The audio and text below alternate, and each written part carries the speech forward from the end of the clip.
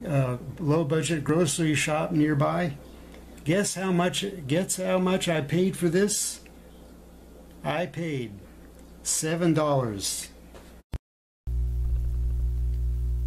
One of the few comments on the introduction for the Barbasol touch-up trimmer video was the question, how to fix one after it broke.